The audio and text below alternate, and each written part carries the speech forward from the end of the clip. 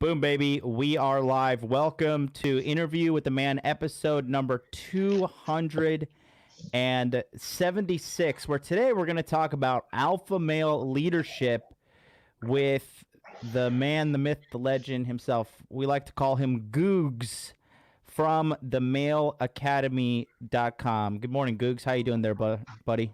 Good. How you doing, John? Good. Just living the dream here on General's June, folks. Just so you know, we here at modernlifedating.com, the Modern Life Dating YouTube channel, we're going to be live every single day, 9 a.m. Eastern Standard Time, featuring generals in the Hot Dude Army who are going to be helping men behind the scenes in the body language mastery program. Enrollment starts right here, June 25th, and then the educational seminars for the Masculine Empowerment Network, they start on July 1st.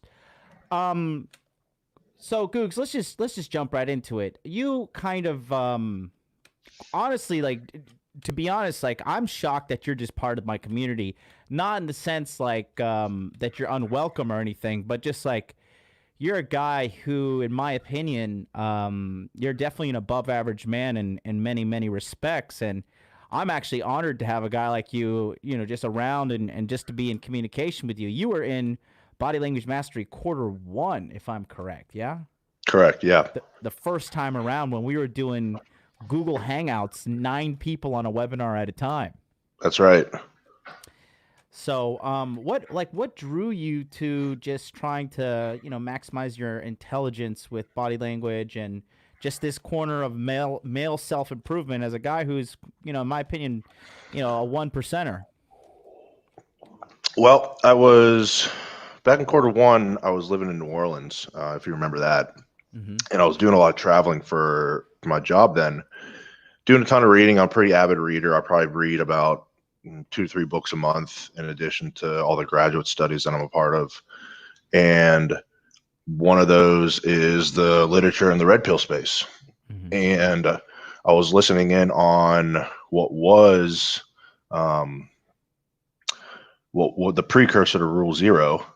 Right. And I heard your pitch on body language. I think body language is pretty fascinating. In addition to that, the network that you were trying to build, I thought that was a fantastic idea, and I wanted to be a part of that. Whether, selfishly, I had some aspirations to see if I had what it takes to be a content contributor. Whether I monetize that or not, it was irrelevant to me. But I just wanted to be a part of that community, and I wanted to help men because of what this space has done for me personally. And let's just talk about that real quick. So, what did you gain from attending Body Language Mastery and becoming part of, the men's, the Masculine Empowerment Network? What was the benefit for you? How did it help you out in life? Well, it did a couple things. I'd been red pill for 3-4 years at that point, so I was pretty immersed in it. Very well read, somewhat decently well practiced. I had taken some body language training through various courses before, but your course just really refined a lot of it, particularly with the dating stuff. And then what the webinars did was, one, it confirmed what I thought about a lot of things that I'd learned about the red pill concepts. It allowed me to start teaching it. So, teaching really helps you learn things a lot better. And then it showed me just how much runway I had to help other guys, to benefit in the way that I had. Right. And you have you have a pretty decorated background. You were were you was it I guess not varsity, but you played lacrosse at a high level in college as well, yeah? Yeah, I was a pretty decent high school athlete. I was a dual sport, ran track and played lacrosse. I was a high school All-American. I played for a top 20 Division I lacrosse team. Did fairly well there. Nothing, no all conference, no All-American, awards, but still played competitively. And then went on to work for several high level public sector jobs. That's awesome. So, we've been talking for about a year now, and, you've kind of been flirting with the idea of starting what you have now officially started, the Male Academy. And I would say, your essay that you wrote that's in the Body Language Mastery, the private Facebook group on leadership and masculinity in general. Um, you look like a big, strong brute on the outside, which you are, but you're also very like well written and well spoken. You're a very intelligent man. And what is like why did you choose to help men learn how to be leaders? What was the inspiration behind that? Well, I've always been in a position of leadership myself in my personal and professional life through, just being around good people, and then through my own ability to work and learn. But what I think the red pill space does a lot for developing men's competence, and that is critical when being a leader.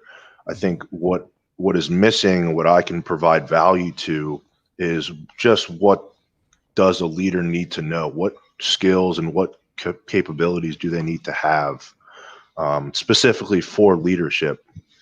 So that's the value that I think that I can provide, and particularly from a masculine lens. Right. The leadership literature is kind of a mess. A lot of humanities is a mess in general.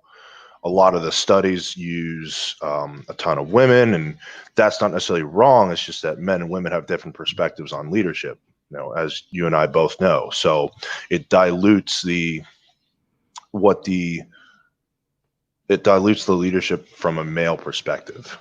Right. Yeah, I think I was in a digital conference recently, and we were doing Zooms, and we were broken down into like these groups of five. And I don't let people, when I go into like blue pill normie world, I don't let anybody know like, I'm some red pill thought leader or whatever. Not that I'm even trying to brand myself as that, but it was very funny. I just was taking the back seat, right? And I was just watching everybody. So we got broken up into these groups, and there was these two women in the groups, and they were just very outspoken.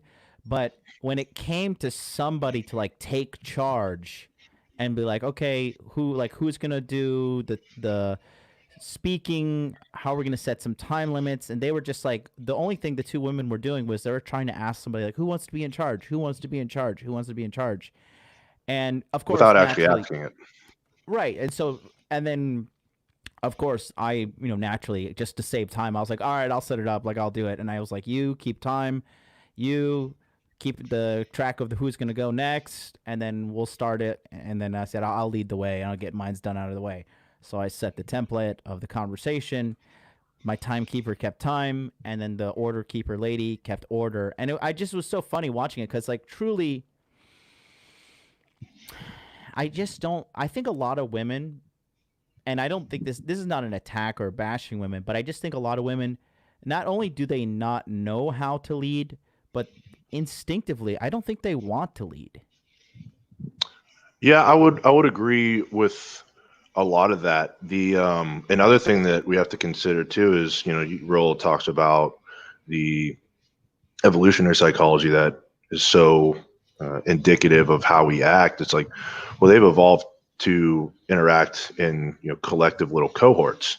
I mean, that's a type of leadership as well. It's a lot more deliberative and collective, and there's a lot less hierarchy, and that, has some value, but it's totally at odds with the hierarchical way that men lead. Right. Right.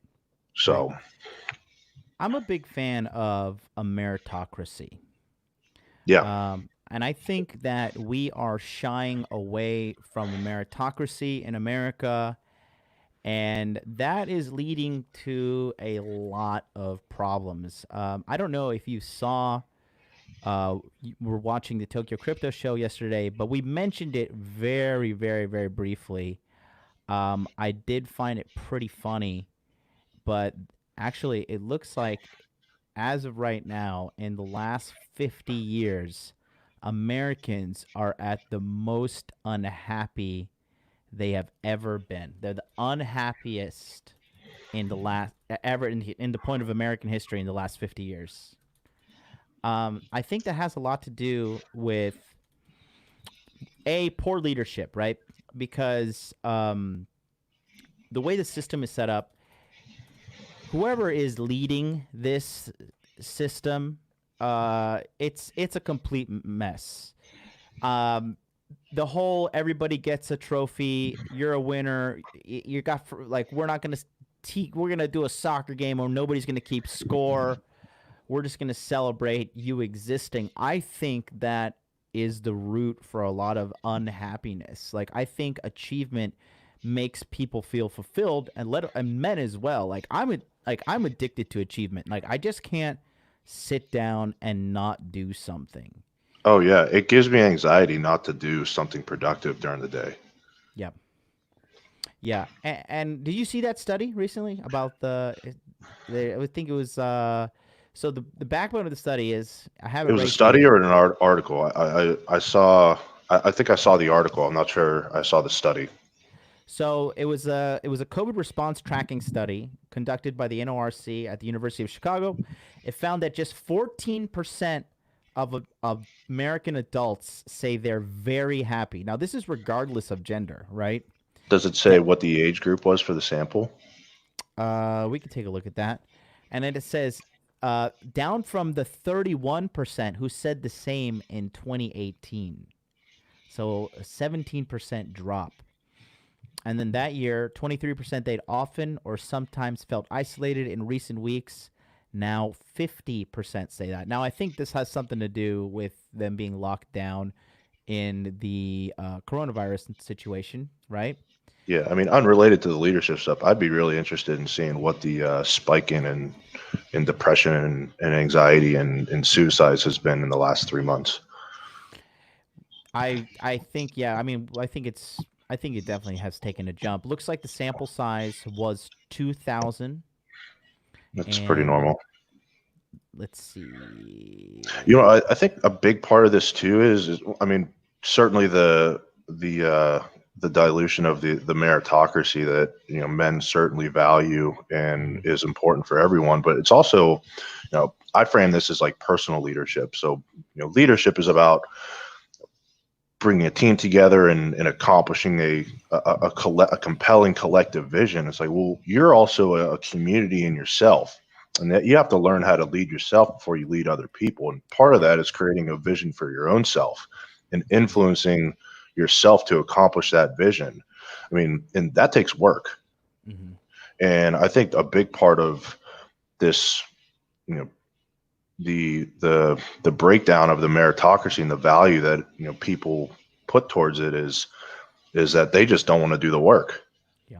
Or the easy part is to just let someone else do it. It's like, and then they're the same people that are are yelling the loudest about change. It's like, well, be the change that you want to see. Yeah. And I think that's way, I think that's so important for men Yeah. is that they need to be the change that they want to see. They need to be the leadership that they're craving from others. It's like Yeah. be the leader for yourself before you demand leadership of others, before you expect to lead other people. Mhm. I think that um so King Jonathan the Great says this guy is speaking facts 100%. Love the interview so far. We're 13 minutes in, boys. We got a lot for you. Um I would say that this I don't think every man is cut out to be a leader, but I think every man should understand the fundamentals of leadership because as cliche and as Disney as this sounds, um sometimes to be a good leader you have to be a good follower. Yeah, You really need to. Sometimes I'm old school, man. Sometimes you just need to know when you got to shut the fuck up and do what the guy who is superior to you in this circumstance, whether it be learning a skill, martial arts, whatever. If you're just gonna be just like an insolent fool, just like constantly prattling on about nonsensical things while the guy's trying to teach you, like that in its sense is just shows me that you don't understand the fundamentals of leadership. Because in order to be a good leader, like there is some persuasion involved, but the other party has to like submit to your leadership in order to gain the benefits from your leadership. Does that make sense?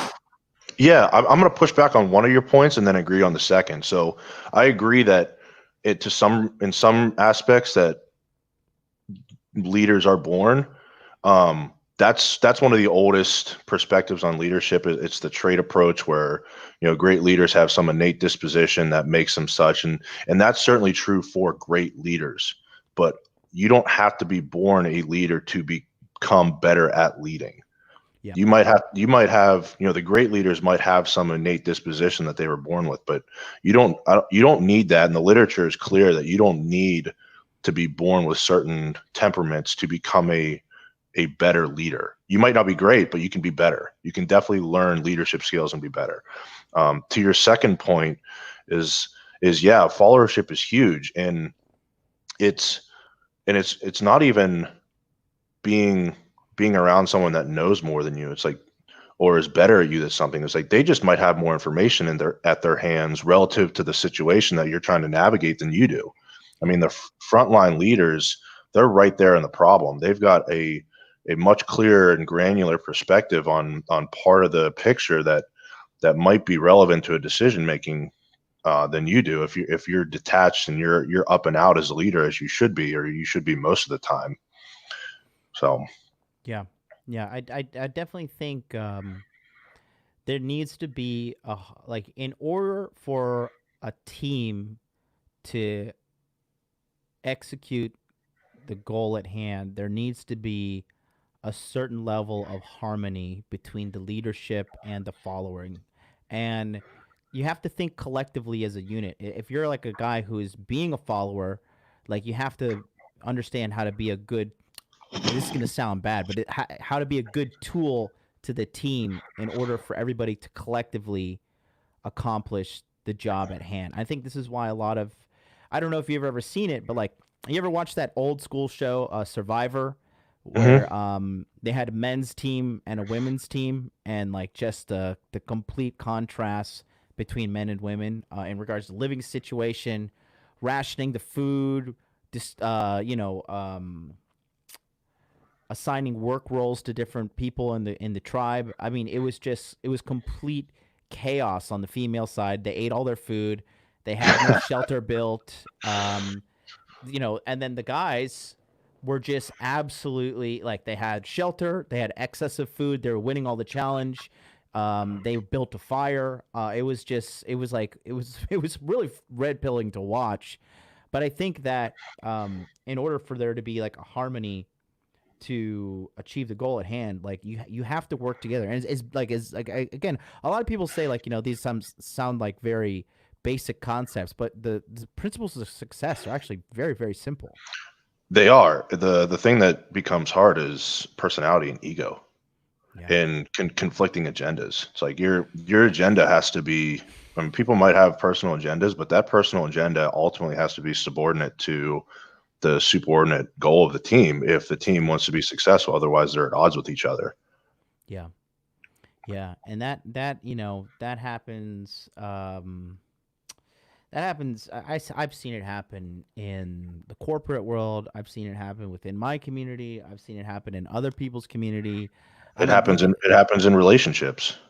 in relationships. I mean, looking at the whole, the Red Man Group 21 convention split up, that was because Anthony just had like a raging ego, and he didn't like the fact that basically Rolo and Rich were becoming the spotlight, and they were not becoming the spotlight because like I want to be the spotlight, but they were just providing the most value. Therefore, the spotlight, the spotlight is it's emotionless. It just goes to where the most value is. Like for It's example, like look at economics. yeah. It, I mean, it's scarce resources are going to be allocated the most efficient way as long as someone doesn't stick their hand in it. Yeah. Yeah. And so that's, that was a beautiful thing we all had going there. And because of one man's ego, he launched the whole smear campaign. And now, like I told everybody who watched it on the internet, I said, this is a red pill for you guys. Watch this man destroy a business live on YouTube. due to his ego. And the Red Man Group now, look, we used to do 1,000 live viewers at our peak. Now they're doing like 4 to 7 live viewers a week, like literally like a 99% drop in viewership. And That's that's pretty why atrocious. that's all due to ego. You gotta, you know, sometimes you just need to know your place and look at the bigger picture. Like Yeah, if I were to do something and be like, I just need to, this needs to be the MLD show and it's all about me, me, me. This shit wouldn't be successful at all. yeah. It's ego, and the other part about leadership is that it's your reputation is performance driven. Yeah. If you're incompetent as a leader, you better surround yourself with people that can make up for it, that you're still able to, bring together and cooperate and collaborate. But if you're just a total mess as a leader and you're not providing value, it's like, well, then everything's going to fall apart underneath you. And So that's exactly what's happened with them. yeah, and like I said, there's a lot of things that you're very, very, I mean, if you guys, are you okay if I share your Instagram? Sure, definitely. If you guys follow Googs on Instagram, right, and it's right here, the underscore male academy. I mean, you are a terrifying man. I mean, this is 455 squat. It's funny you're playing this. I actually pulled my hamstring last week. It's been driving me nuts. I love it. Oh my god! Just like guys, go ahead and follow him because he's a hulk of a man. I met him at Hot Dude Con Arizona, Phoenix, Arizona. 6'4". What are you like 240? I wish I was 6'4". I'm like between 6'2" and 6'3". But You yeah, look I 6'4" flirt. to me. It was the shoes. Yeah, I bounce around between like 240, 250 to how I'm eating and how I'm training. So if I start rolling a little more, I'll probably drop down to 250. But if I'm only doing lifting, then I usually bounce up to 250, 240 when I'm rolling, 250 when I'm just lifting. So like physically superior to me, and I have a lot of other accolades, and that's what I said. Part of me building the masculine empowerment network is to bring in guys like you who are excelling in certain things. Like your dedication to your physical fitness is something that I really respect, and I see you eating your meals. I don't ever see you eating garbage, and it shows. It really does show. Going back to just the whole thing with the male academy, what's like your goal? What do you want to contribute to men? And because obviously I believe it's male centered education. What's your hmm goal? What's your vision? What do you want to do with everything in regards to the male academy? Well, I've been really fortunate to have good leaders and good mentors in my life that I've learned a lot from. And I've taken time out of my own life to educate myself on it. I'm finishing up a capstone in a psychology of leadership program right now through Penn State. So, I'm trying to merge the practical and the academic so that I can teach guys how to be better leaders for their own personal life, their professional life, and for their relationships. And what that means to me is that it's leadership skills and capabilities, not just giving them framework to become more competent men. That's a huge part, but there are specific skills like communication and facilitating collaboration that can help with their families, can help with their professional lives. I mean, it's if you're a leader, and certainly as a male, you're going to be a lot more successful, and your life is going to be a lot more rewarding. Definitely. I um I think that there is just a large gap. There's a massive, I would say like 20-year generational gap um of male leadership in America. Probably we can even go as far as say 30 years. And I think it's necessary to fill that gap. Let's talk about you growing up and stuff. Are you okay to do a little chat about that? Absolutely. Where were you born? I grew up in Pittsburgh. Oh wow, that is a fucking tough city. Pittsburgh. Mom, dad stay together, divorce? How did the story go? Yeah, I was fortunate to have a really good childhood. My parents gave me everything I needed, and made me work for everything that I wanted. We certainly had our tough times. Like my dad was unemployed for most of my, high school. So it's not that, I ate from a silver spoon, but we lived a comfortable middle class life with those normal ups and downs. Hmm. So my dad was, I would say, purple pill. But my parents had been together since high school.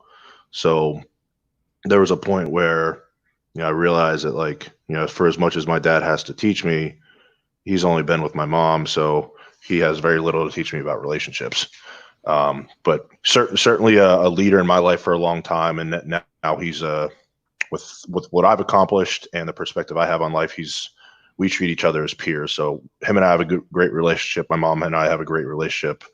I had a Hmm. younger sister. She's got a PhD, which is annoying because now I have to get one. Um, so Yeah. yeah, good. Yeah. I'm very fortunate to have a good family. What did your dad do? He was involved in like a lot of project management, so mostly marketing and tech based. Mm. Did mom stay at home, or was she a working woman, or? She was until I was around second or third grade, and then she quit her job, became a full time nanny. We ran a daycare out of our house Oh, wow. for, yeah, most of my childhood, and now she's a full time nanny for, um, a former veteran. He's running for Congress in one of the districts in Pennsylvania. So good friend of mine at this point. Good man. So Good stuff. That's good to hear. Yeah, actually, I know a couple of people. All you got to do is get a couple licenses and a couple training classes, little like children's CPR, Heimlich maneuver stuff, and you could mhm. run a little daycare out of your household, and it actually can be pretty lucrative. Yeah, I she did well enough to, to supplement my dad's income. And Good stuff. So talk about this well-adjusted household. No history of trauma, nothing, nobody beating your ass when you're growing up or anything like that. Dad wasn't a drunk, mom wasn't a whore. There's a lot of that in the red pill space. mhm. What was like your moment where you were just kind of like, all right, like something's wrong with what I've been told versus the reality. Like when did you go from blue pill to red pill? um so being an athlete, athletes tend to have a little better of a, introduction into the red pill just by being, that having that status. So Mm-hmm. I've always had that.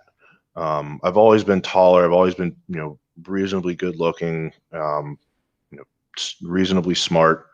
So as far as the status goes, I always kind of had that in the backdrop, but I didn't really realize the value that it had to me.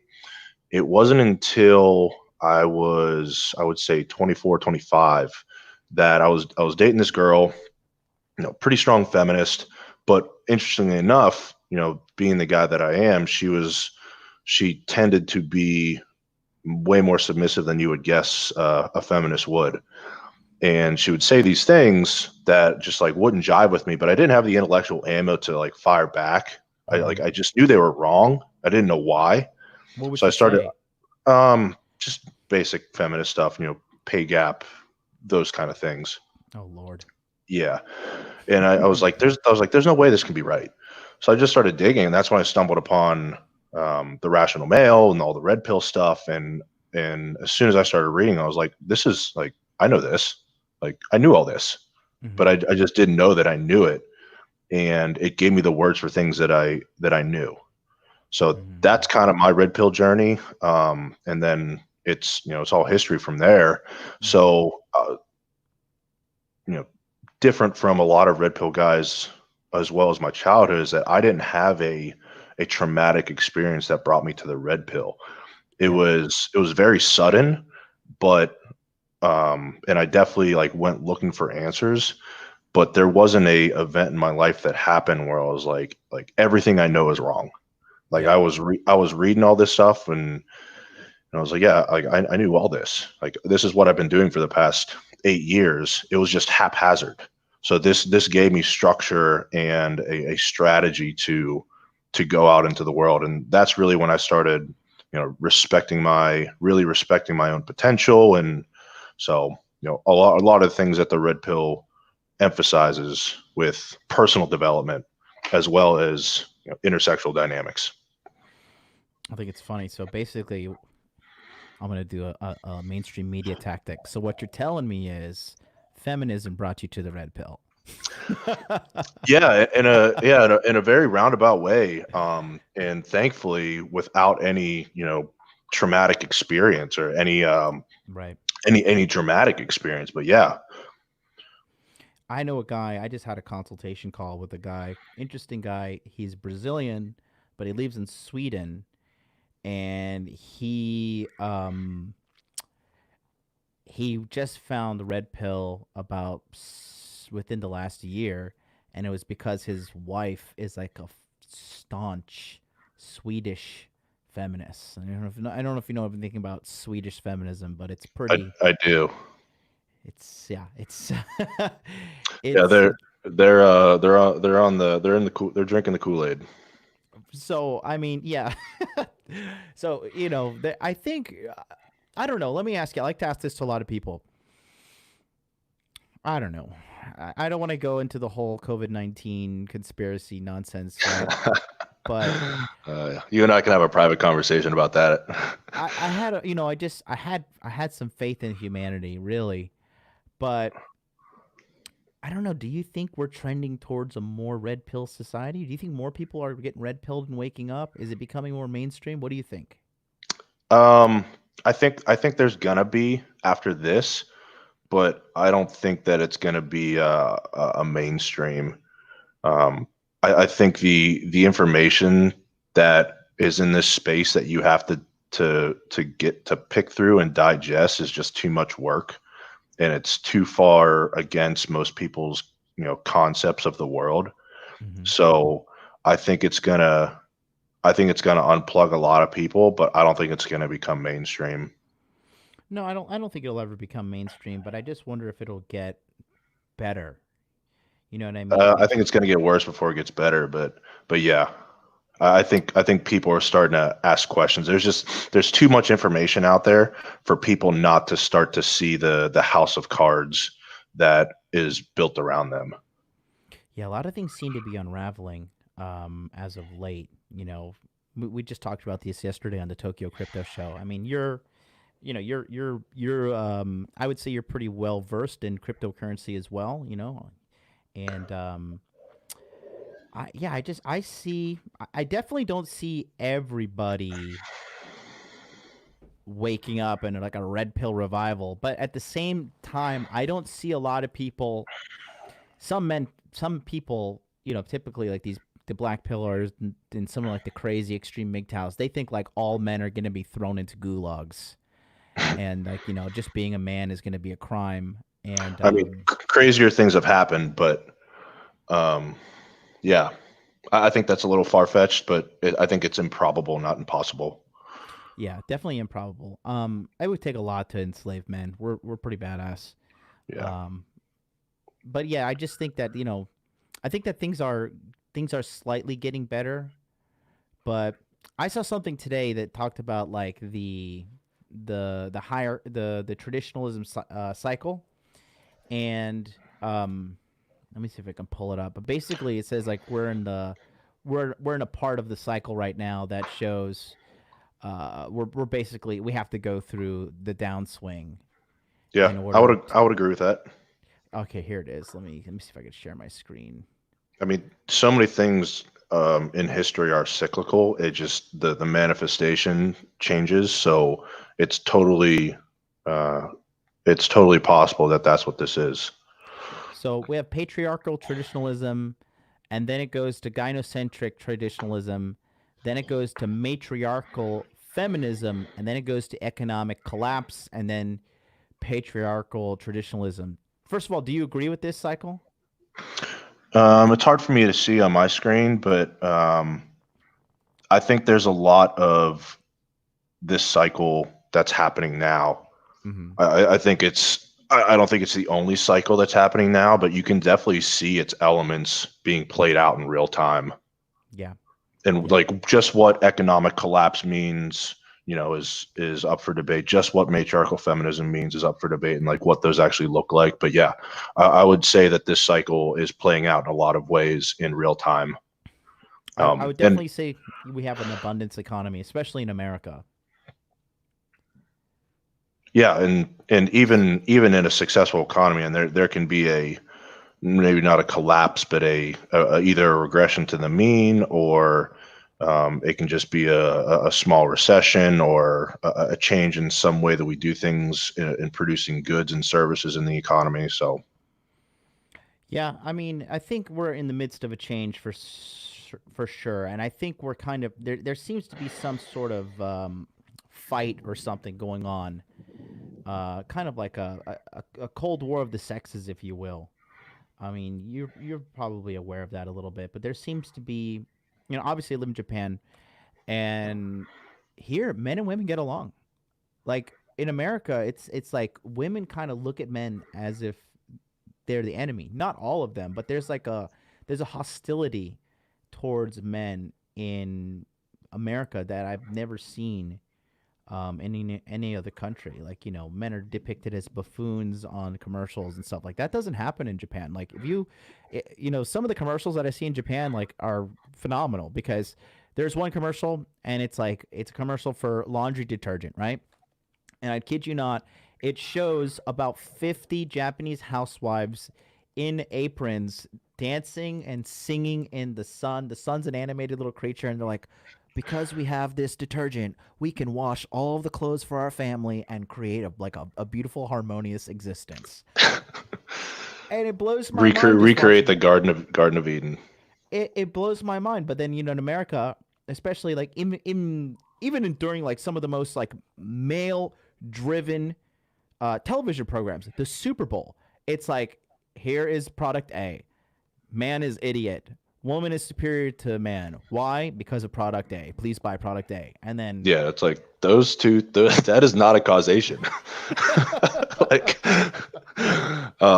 yeah, but like to your earlier point, I think so we can put that to rest, is that I think a lot of people are going to unplug in pieces. I don't think it's going to be this collective unplugging like that you and I have gone through. I think like right. some people are going to get into crypto, some people are going to get into the red pill, some people are going to do this, do that, and all the things that you and I are kind of into. I think it's Yeah. going to happen in pieces as opposed to like in a collective unplugging for the individual. But um, for the how the sexes get along, I mean, even in San Diego, I mean, San Diego is kind of a purple city. We have a Republican mayor, and there's a lot of like government and military that lives here. So it kind of provides a nice balance as politically, Interesting. and as far as like perspective compared to the rest of the state at least. But I mean, I think men and women generally in America agree on more things than they disagree on. It's Mm-hmm. the disagreements that really cause a lot of contention. Mm-hmm. Yeah. Because, and I think a lot of people get caught up on the fact that they have to agree on everything as Yeah. opposed to just gaining clarity. So Yeah. yeah, I Definitely. mean, but the Super Bowl stuff, I mean, that makes sense. 80% of the consumers in America are women. So I mean that's who they're marketing to, a lot of times. So Yeah. I see that happening often. It's just very, especially watching from abroad. Charlie and I often go to lunch and we just pull up the news and laugh at what's happening in America because we can see transparently what's happening mhm. from overseas. But yeah, like I said, I think that right now we're just like we're going through a societal market correction, if you will. And I talked to Zuby about this. He was on the show last month, and I think at the end, the truth will win out. And I think we're in America. I think we're just suffering from a life of abundance, right? We talk about this. Like the majority of the problems in America: too much porn, too much food, too much drugs, too much alcohol. We have a problem of overabundance. We don't have a problem of, we don't have water. We don't have food. We have to ration our foods. Like everybody just has too much, and It's And become when you're this. not fighting for your life, your problems become intellectual. Oh God, very comical at this point. And like, yeah, and the better off you are, the more abstract the problems become, and like Yeah. the less solutions that you're actually able to create, because there a lot of the problems, while grounded in legitimate grievances, Mhm. are based in perception, which is nothing trivial, but like, how do you, if it's based in perception, like, how do you get other people to see your perspective, especially if you're like unable to, if you're unwilling to talk about it with them. Now that's Yeah. that disagreement versus clarity. Yeah. So we see a lot of things happening in America that, I would say that are not good for the collective whole, but it seems to me that some things are done specifically to either gain dollars from women or votes from women. Do you think that eventually society will kind of like see past that, or do you think we kind of see past it already right now, or what do you think about that? um I think I think a little bit of both. I think there's too much information out there for people with agendas to continue to lie. Mm-hmm. It's going to be, I think a lot of it's going to be based on individuals' willingness to go seek the truth. And that takes a lot of work. So if people are willing to just continue to be lied to because it's easier and they prefer, comfortable lies over hard truths, then, they're gonna suffer for it. Mm-hmm. But yeah, I think like one of the reasons that it was so easy for, Mao in the Great Leap Forward or the Soviets in the gulags is to lie to people, is that there just wasn't information available. They could easily cut off information streams, and you see big tech trying to do that to a large degree, but it's hard to do it explicitly without people being like, wait, something's up here. So Yeah. Yeah, it's funny. I have a friend that's in the military. He was in the Australian army, and he taught me something that I didn't know. But he said that like the power of insurgency, like even if you have like the most powerful military regime, if you have just guys that are insurgents and they just have the willpower to just keep fighting, like you can't really stop them. And I think that they're, to an extent, I think the red pill is a digital insurgency.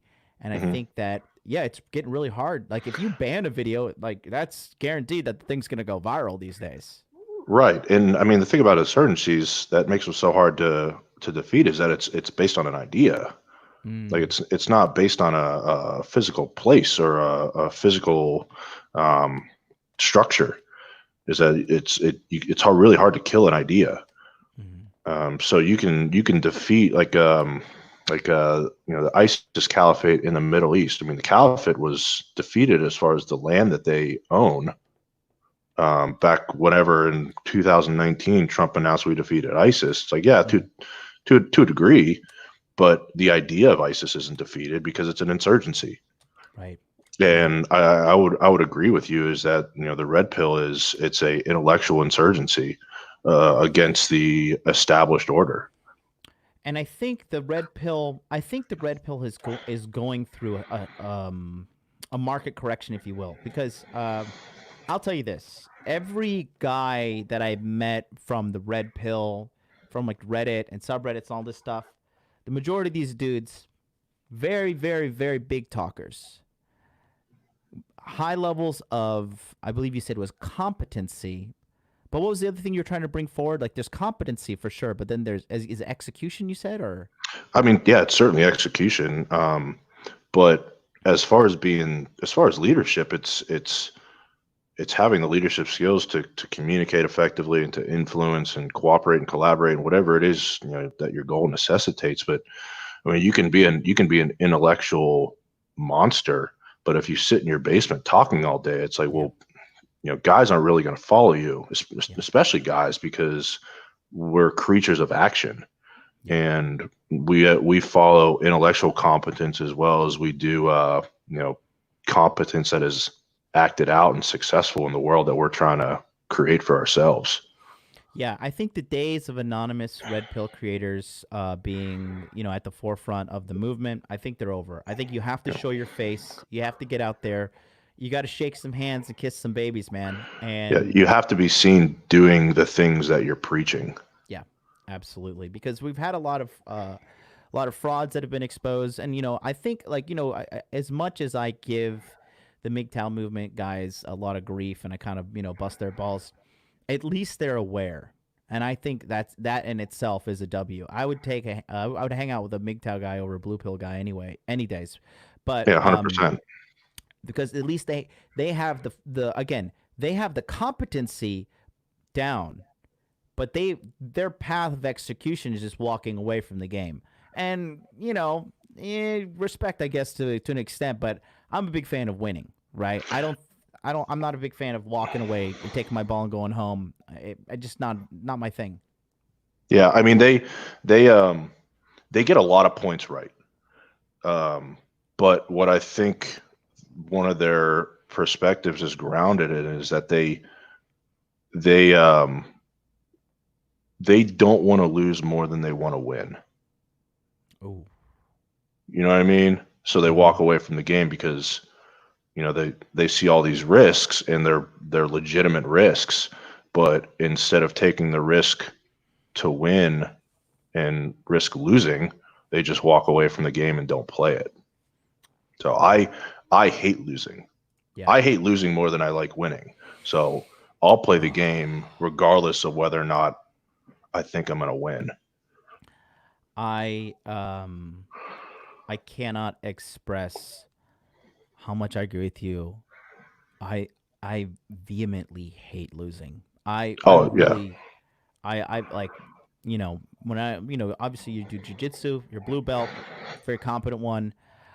When I lose to somebody in jujitsu, I know you're supposed to just swallow your pride and take that L or whatever, but there's like a vitriol that fills up inside me for the person, and it's nothing personal. And but I just hate losing. I hate losing, yeah. and I think a lot of guys are just too content with losing these days. I had that playing sports in college. I grew out of it. Like once I was done playing sports in college, I was like, all right, I'm done. Like I'm done competing. Like I just want to do things because I enjoy doing them. So I know what you mean. Mm-hmm. Um, and so at this point, I hate losing to the expectations I have of myself more than I hate losing to someone else. Does that make sense? Can you clarify that and make it? Like I hate losing. I hate not living up to the expectations I have of myself. I consider that a loss Mm, rather than losing to someone else. Like I'm competing with myself, not yeah, necessarily other people. I mean, so you certainly have to compete with other people, but I approach it from competing with myself. yeah. And that's how I compete with other people in the larger market. Um, so yeah, I with the jujitsu stuff, like I just do it because I enjoy it, but Mm, I certainly know where you're coming from because I used to be that way when I played other sports, yeah. and I think that's a huge marker of what makes people great is that they just absolutely hate losing. The champions hate losing more than they like winning. Are you familiar with Ninja? I don't think so. Okay, he's a streamer, and he recently he lost a match. This was a couple months ago, but he lost a match, right? And he freaked out, and he like lost. He was just like because he actually he was used to be huge on Twitch, and I think he got $100 million to go to Mixer, which is like the Microsoft I remember competitor. you telling me about this whenever you were doing your little Twitch run. Yes, Okay. yeah, and he lost it on camera, and he's just like, I fucking hate losing. This is bullshit. And then somebody said, "Relax, it's just a game," and he's like, "Fuck this, Yeah. it's I mean, not a that's his fucking game." livelihood. Yeah, That's his livelihood. yeah, and I think, but I think he is where he is because he had that just that drive Yeah. to not be okay with losing, to Like get it done, to get the job done. champions are not normal people. They're Yeah, psychos. yeah, I mean, they're functional psychos, but like you cannot be normal and be great. Like yeah, Tiger Woods, like has some issues in his personal life, but like he sacrificed his like, well balanced personal development to be one of the best golfers to ever live. You cannot be the best in the world at something by being a well balanced person, and you have to be a little bit off your rocker to achieve that level of greatness. Yeah, I had somebody tell me, because I wanted to, that they're like, I was really hell bent on succeeding on YouTube. And I used to watch my daily affirmation video, and he watched me and he's like, dude, you're a psycho. He's like, you're crazy how bad you want the success. And I was like, I don't even care. I want what I want. And I feel that I feel a sort of indignation if I don't get what I want, but that if I don't get what I want by putting in as much hard work as I do, you know what I mean? Like Mhm. I feel the right to win, but like an earned right. You know what I mean? Yeah, I mean that's actually a good leadership tool. It's called expectancy theory. So it's when people expect to accomplish a goal, and Mm-hmm. that accomplishing the goal will have the benefits that they expect Mm. in turn. So I mean, for you can do it for yourself and you can do it for your team. Is that if you have a goal and you accomplish it, it's like, well, make sure that the goal you're accomplishing is connected to the reward that you want to get. And then if you're a leader in a position to do it, attach a reward that other people expect from accomplishing the goal that you've given them. Yeah, absolutely. Nicholas Dredd with the 14.99 super chat says, currently being zeroed out. Am realizing I've been a child playing with dynamite. Am grateful for my lessons, but man, does it suck. Yeah, just keep your head up. Thank you for the donation there. Uh, Rishi has a question for you, Googs. He says, hey, gentlemen, really appreciate your content. Just wanted to ask Googs his opinion on leaving North America to somewhere else. Well, right now it's not really in the cards for me with what I have going on in my personal and professional life. It could be at some point in my life, but also I haven't reached a point with my discontent living in America that I feel motivated to live somewhere else. That may change, that may not, but that's where I stand on it right now. Right. Yeah, I mean, you're doing pretty well for yourself, I would say. yeah, I'm pretty well traveled, so there's a couple places that I might consider living, but I haven't given that enough thought because I haven't had the motivation to do so because I don't have a reason for it at this point in my life. Yeah, you're pretty stoic guy. I'm a little bit. I have my certain demands that I need met from life. Where would you consider living if you didn't have to shack up in the states? I really like my travels to Eastern Europe. I've been to Ukraine, Lithuania, Bulgaria, Poland, and Germany. Oh So wow. some of those could be potential candidates. Um, for as much as you talk about Japan, that would certainly be a consideration I would make. I would at least have to come and visit, which Mm-hmm. I plan to do regardless. Mm-hmm. But just off the top of my head, those are some options. Mm. Yeah. Japan is getting ready. I don't know. I'm not entirely clear on the details, but they're getting ready to pay 50% of all tourism to people who come to Japan once this lockdown is unleashed. Didn't they just do a bunch of tax relief or like fiscal reward to companies that pulled out of China and moved back to Japan? I think. I mean, if you. I mean, listen. Japan is just waiting for the moment to slight China. They hate each other. Aren't they always? Yeah. Yes, since the Empire of the Rising Sun has been around. Oh Lord, they really they absolutely hate I each mean, other. It's fantastic. You know, the those quickest way to those piss it. Asian dynasties have been at each other's throats since we have written history. They man, that's so true. The quickest way to piss a Japanese person off is ask them if they're Chinese. I mean, that's where you see them lose their cool. Um, Daniel with the 24.99. Thank you so much. He says, I've been put into a leadership position in college. However, I'm surrounded by apathy. I'm unable to foster enthusiasm or motivation in my members. Is this a self reflection or is apathy too strong to fight against? I think that's a good question. What do you think? Yeah, that's a great question. So, one, with the enthusiasm or motivation, you have to connect the goal to something that your team members value. Yeah. And that's going to rely on you understanding your environment, understanding the strategic vision of whoever you're working for or whatever you're trying to have your team do, and then connecting it to whatever they value. Right. It's going to rely on your ability to communicate that and to read your environment at breadth and depth. So, and then understanding, the individual members of your team and what they each value and what they're all trying to get out of being a part of the team that you're on.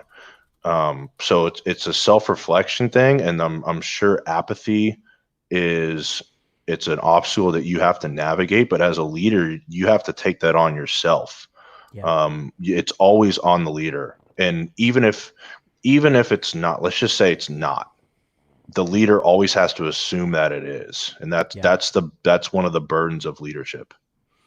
It's always your fault as leader. You always got to take Yeah. responsibility, and Yeah. that's And something that that's huge. That the responsibility thing, like you can always delegate authority for other people to do things, but your ability to do so is indicative of that you still own that responsibility. yeah. I would say, in my opinion, apathy is very hard to fight because if somebody doesn't care, I mean, they just don't care. Yeah. And you And gotta you gotta find a reason for them to care. mhm, And if you're in a position to do so, you can remove them, which I think should be pretty far down on the list. But there's a lot of different ways to get at that. But you have to find something that they value and be be the be the change that they're looking to see in the situation. yeah, yeah. That's just unfortunate. That's just a reality. Going back to what I said, like there needs to be a certain harmony. Part of being a leader is sometimes you have to strategically remove people because they can infect the group with apathy and negative emotions, toxicity. I'm in my life, if there is a fraction of negativity or conflict or bad emotion, like I snuff it out real quick, and I don't care who it is. It could be my mom, my Hmm. friend, it could be my dog. I will snuff them out. I have zero tolerance for it because it's so infectious in a destructive way. It's cancerous and it's debilitating. Yes. And that's a good point to talk about too. So there's a big difference between how you are a leader in your personal life and then how you're a leader in your professional life. In your personal life, you can just remove people. Yeah. Then that might not be the best way. I Mhm. think friends are better than enemies, and you should try to avoid burning bridges. Yep. But in your personal life, um, you have that ability to remove people from your life that aren't down to ride and help you accomplish your goals, or at Yep. least support you on your way. In your professional life, you may not be in that position, which is goes back to the leadership skills and communication and decision making models, and there's a lot of different things that you have to get through and work through before you're ever in a position to where you stand on firm ground to remove someone, or you can go to your superiors and be like, hey, this I need to remove this person because I don't have the power to do it and you do. Yeah. And one person can bring down an empire because, like that, I'm a big fan of Gary Vaynerchuk, just in the sense that he's just, I think he's awesome. I think he's awesome too. He said something that really rang home true with me, and he was like, a lot of people won't grind on YouTube for 20 live viewers or 25 live viewers or 25 views per video to get that momentum. He says, I will. Hmm. And he, I that's like the one comment that I really agree with him, because it just doubles down on the compound effect, the book by Darren Hardy that I seriously, that book changed my life. The compound effect. If you guys not reading that, the compound effect is so good. But another thing Gary said is complaining. When Eric says here bitching, right? Complaining in itself has zero value. Yeah, it's a Zero. victim mentality. It is a victim mentality. It's big, and that leads me to there's another question. John P says, "What are your thoughts on the black pill, just in general? I mean, I know you're pretty. I'm not telling you to take sides and throw rocks wherever, but just your overall, your masculine perspective on the black pill. What do you think about that?" So I'm actually a little fuzzy on the black pill, less so than MGTOW, but correct me if I'm wrong, but black pill is it's very nihilistic. Yes. It's Okay, I basically think if you're not 6 foot tall, if you're not white, if you're not handsome, okay, um, okay, I'm tracking. Yeah, I think the black pill is a bunch of cowards. yeah, me too. I mean, to not be long-winded and try to be eloquent. Yeah, I think that nihilism is cowardice, Yeah. and perhaps they have some justifiable reasons why they think that way. But at the end of the day, no one cares. Yeah. Yeah, Like no especially one if you're a care. man. No one cares about your problems. You know, my roommate is 5'7", Mhm. and he does very well for himself. Mm. Wow. So he was a former college athlete, like keeps himself in shape, good job. Like there's a lot of things you can do before you start just being nihilistic about um, things in your life.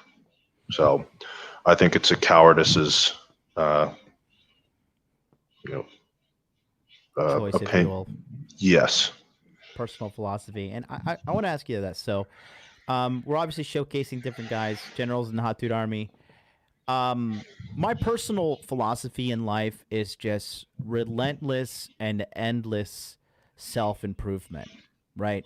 I'm gonna be like Dan Pena. I'm gonna be 85 years old in a suit, still full of piss and vinegar, telling people to man the fuck up. Um, I believe in the no victim mindset. I think the words that you told me in one of the webinars that literally have changed my life, and I'll never forget them. It's the infamous "stop feeling sorry for yourself." You say that often, and Hmm. I think a lot of guys need to stop feeling sorry for themselves and just get to work because nobody cares. Yep. Nobody. I mean, even your mom will stop caring at some point if you're Yeah. degenerate. Like Yeah. she may act like she cares, Yeah. but deep down she despises you. Yeah. Like so, because no one's coming to save you. Yeah. So start swimming. Because either you're going to drown trying to save yourself and then it doesn't matter, or you're going to make it somewhere. Yeah. But I'm not going to sit there and tread water and wait for the sharks to come get me. Yeah. I'm not going to go out like that. And talking about personal philosophy, what would you say is your personal philosophy as a man? Mm. Um, self improvement, like relentless self improvement, is a big part of my life right now. Mm-hmm. Um, you know, for as much lip service as people like to give this, I think integrity. I try very hard not to try to manipulate reality, Yeah. and I just don't have the patience for trying to live a house of lies. So just trying to be the best version of myself in Mm-hmm. whatever that means. So a lot of that revolves around improving my life in the direction that I want to take it. Yeah. Yeah. I So definitely. I try to remove to keep my philosophy out of the leadership stuff. Um, so I think philosophy taints leadership and it becomes ideology very fast. Yeah. Um, I think that I'm trying to understand this. So we're both pretty dedicated guys into self improvement, and honestly, like some people say like oh, little things don't matter, and like I'm a big fan of like just little small things. Like we had Ryan Fowler on from Intermasculine, Ryan, Hmm. and we had him on the show, and he said even for him, he changed his life at 40. I believe he's 46 or 40. I forget what he is. I think he's 46, but he said just a little thing for him that changed his life recently was just waking up and making his bed every day, Yeah, right? It may sound I mean, insignificant, but there's a I'm a big reason fan of why those people things. say that. There's plenty of public speakers that talk about that from various walks of life, and I think one of the reasons is that, and I've talked about this in my leadership discussions in the body language webinars, is that the reason that works. Well, one, little things, we'll address that first. The little things matter because you do them every day. Mm-hmm. So they matter. If you do something every day, it freaking matters. Yeah. But with making your bed, one of the reasons why that works is that your house is a reflection of your mind. Ooh. And your bed or your room is the first place that you wake up to. And it's the most simplest problem that you're going to solve throughout the day. Everything gets more complex whenever you leave your bedroom. And then you walk into your living room, and then it's a little more complex. So you got a little more going on. And then you leave your house, and then you're in the world. And the world is outrageously complex. So if you can at least master your domain of your bedroom and your house, Yeah. well, you've taken on two parts of an incredibly complex world. Yeah. So Oh my it God. just it sets you up for it gives you two quick wins right off the bat. It's I can't tell you how many girls that I've been to their house. They're like super stunningly gorgeous girls, and you think they have it all together on the front end, but you go inside their house and it just looks like a scene from The Walking Dead. It's just like, and I think that's really, you could tell, when you get to our level of like perceiving people. Now that I'm a dog owner, right, and I walk around and I see, I just like it's a natural thing now, but I judge people on how their dog is behaving. And everything in somebody's life is a reflection of the person. And I think the household is something extremely, extremely true. I can't tell. I've been to people's houses. I don't know about you, but I hate having a bunch of stuff in my house. I'm a minimalist at heart. I have like 4 plates in my house. I hate things. I have 2 cups. I literally have 2 cups and 4 plates. I And wouldn't like, call myself a minimalist, but I definitely do not like clutter. And once a year, I remove excess from my life. Like whew, I just threw away. If I don't wear something in a like 6 months a year, I throw it away. Um, yeah, I just got rid of a bookshelf. Like I'm always trying to remove things that I don't need. yeah, So yeah. but And another thing to your point about the animals, another thing that I've realized is that it's not just how the animals act, it's how many animals they have. Because if you go to a house and there's like more than two animals, it's typically chaos. And then you start getting oh, 5, 6, 7 animals like of multiple species of like two, three, mm. 4 species, like a bird, a ferret, a cat, 2 dogs. It's like, oh, this person's life is bedlam. God, or like these girls who like get a dog, they have the puppy face, they think they can be responsible, and then they're like, "We need to rehome my puppy. Can Oh, somebody help me rehome it?" I've got a better one for you. So my roommate will probably wake up from me telling this story because it's a point of contention, but it's a fun point of contention between us. But we've got this group of girls in our social circle, and they're just absolute shambles, both of them. Mm. Like the one girl, like her like 4-year-old sleeps on the floor next to her bed, and so she asks my roommate to house sit a cat, one of her Bengal cats, Ugh. for a couple weeks because they do foster care for animals, and the cat didn't get along with the dog, and so he brings his cat over, and we're watching. A month goes by, blah blah blah, and I'm like, all right, I'm kind of getting sick of this thing. Like, I'm not really a cat person to begin with. We already have two of our own that are his, and that's a whole nother issue. And then I'm like, so like, why are we watching this thing for so long? Like, oh, well, the dog doesn't get along. I was like, well, how many animals do they have? He's like, oh, they have like 7 animals. I was like, so Gee. they have a zoo in their house, and we just took in a charity case. Like, get rid of this thing. God. Like, we're not bailing these girls out again. No, and that's the thing. I mean, when it comes to leadership too, I think a big part of leadership that people do not understand is enforcing boundaries. And I'm not just saying boundaries that are set there from the get go, but sometimes naturally people will just challenge your leadership, not in a bad way, but I just think it's like a human nature kind of thing. Mm-hmm. And being a leader, you have to know when to draw the line in the sand and how to do so. Do you agree? What would you say on that?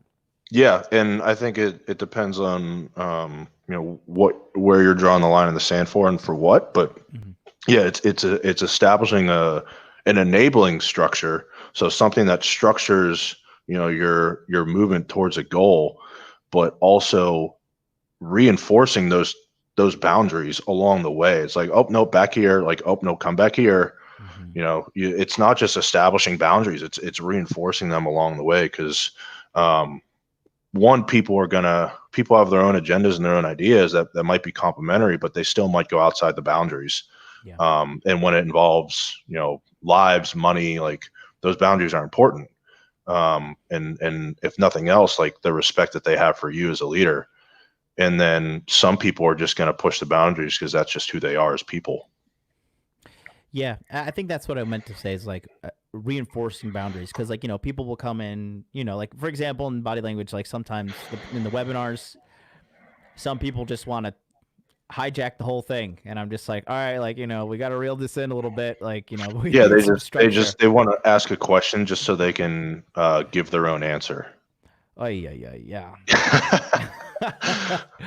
And then for me like I'm not naturally a confrontational guy. I like to well, I guess I am kind of confrontational. Charlie will probably say something different. He's probably rolling his eyes right now. Yeah, like, I'm antagonistic when my character is questioned, Mm, and I can be abrasive because of how stern and direct I can be. mm, But as far as like creating confrontations, like, I really don't like it, and only mm. because it's just an ineffective way of communicating. Yeah. But yeah, I will certainly stand my ground and take a baseball bat to the chessboard if for no other reason than to ruin the party for everyone else if I'm pushed far enough. Yeah, that's the thing. Like I'll bite a lot of I'll bite my tongue a lot of times, but when it gets to the point where I've reached my threshold, that's when I'm It's like direct. I tell it's them like, how it oh, is. now no one's gonna have fun. I just part of being a good leader too is like you have to be a man in the sense of like you have to receive criticism because sometimes to be an effective be an effective leader you have to be very blunt and direct. Hmm. I have a friend in my life multimillionaire and when he criticizes me it doesn't feel good because he's very direct, he's to the point, and he cuts you to the core. But I appreciate that. I respect a man way more who will look me in the eye and be like, I hate you, fuck your mustache, you're a piece of shit, I hate your YouTube channel, I dislike all your buttons, all your videos I click dislike on, rather than a guy who comes in, and says like, "Oh man, you're so great. You're a great guy. Think everything about you." But then I catch him shit talking me later. I'll Hmm. have so much more respect for the guy who hates me than the guy who fake likes me. You know what I mean? Yeah, at least the guy that hates you, is standing on his principle. But to your point about criticism, I mean, that's a fundamental part of being a man, is that you're always going to be judged on your performance, and you're only as good as your last performance. Yeah, Like, no one absolutely. cares. No one cares about your potential if you Hmm. can't perform.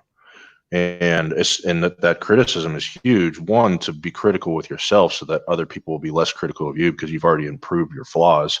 But two, when you do get it from someone else, is that um, especially if they're coming from a point of that they actually care about your development. I mean, you have to take that on board, or at least you have to give it honest consideration. Yeah, definitely. And that's what I do. And if somebody says Cooper is not rich, Rich is actually pretty nice when he coaches me. But no, definitely not Yeah, rich. he's been in some webinars, and he's always been super constructive and super helpful. I mean, the He one is. time I asked him about doing this leadership stuff, and he kind of just gave me a straight up honest answer, and I didn't really like the answer, and I didn't really agree with him, but like, I appreciated his candor, and he was respectful, and he wasn't, like, he didn't just like laugh it off and it was like, oh, that's a stupid idea. He's like, no, we're already doing that. So Yeah. I was like, all right, cool. Well, I don't agree with you, but I appreciate the candor. Yeah, and I think being able to take criticism is just a big part of being a man as well, because we hand it out liberally in body language mastery, but in a good way, not to like make you feel awful, but just because that's what you're there for.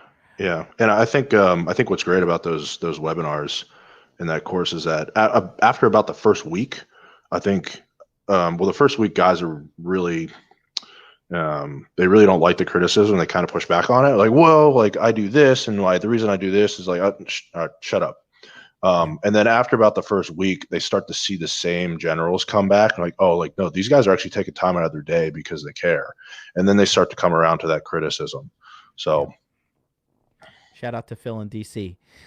I think that that's going to do it for us today, guys. This is Googs from the Mail Academy. You go to mailacademy.com. Check him out there. _Mail Academy on Instagram. He is a general in the Hot Dude Army, and he'll be there for the Body Language Masteries, which enrollment opens on June 25th. So if you want to get on, June 25th, you can text MLD to 3500 to get on the waiting list, or you can go to modernlifedating.com/body language. Sign up with your best email address right there. You can also click on the link in the chat. We will be back tomorrow, 9 a.m. Eastern Standard Time, every single day in the month of June as we continue General's June. Tomorrow will be Free Consultation Friday. Well, I will be opening the phone lines for a minimum of 2 hours for you guys to ask all your questions on making money, making muscles, learning game. Until then, we'll see you guys next time. You get out there, you have a wonderful day. Peace out.